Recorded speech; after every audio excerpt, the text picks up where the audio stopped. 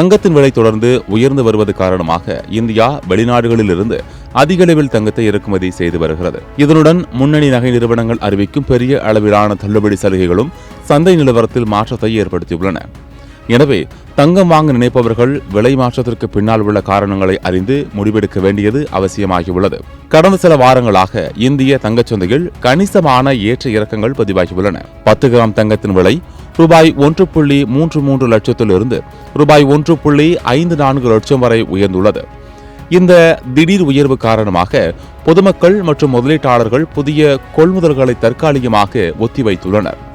நகைக்கடைகள் கட்டணங்களில் தள்ளுபடி வழங்கினாலும் வாடிக்கையாளர்கள் வருகை குறைந்துள்ளது. உள்நாட்டு சந்தையில் அதிகாரப்பூர்வ விலையை விட அவுன்ஸ் ஒன்றுக்கு $12 வரை தள்ளுபடி வழங்கப்படுகிறது. 6 விழுக்காடு இறக்குமதி வரி மற்றும் 3 விழுக்காடு ஜிஎஸ்டி விலையை பாதிக்கின்றன. அதிக இருப்பு காரணமாக வியாபாரிகள் கூடுதல் பிரீமியம் வசூலிப்பதை நிறுத்தி தள்ளுபடிகள் விற்பனை செய்கிறார்கள். இதற்கிடையில் இந்திய அரசு ஐக்கிய அரபு எமிரேட்ஸுடன் கொண்டுள்ள வர்த்தக ஒப்பந்தத்தின் கீழ் குறைந்த வரியில் சுமார் 80 மெட்ரிக் டன் தங்கத்தை இறக்குமதி செய்ய திட்டமிட்டுள்ளது. இதன் தாக்கமாக வரும் நாட்களில் விலை நிலையாகவோ அல்லது குறையவோ வாய்ப்பு உள்ளது. சர்வதேச அளவில் தேவை அதிகரித்தாலும் நிபுணர்கள் தற்போதைய சரிவு தற்காலிகமே என கூறுகின்றனர். நீண்டகால முதலீட்டில் தங்கம் இன்னும் பாதுகாப்பான தேர்வாகவே கருதப்படுகிறது.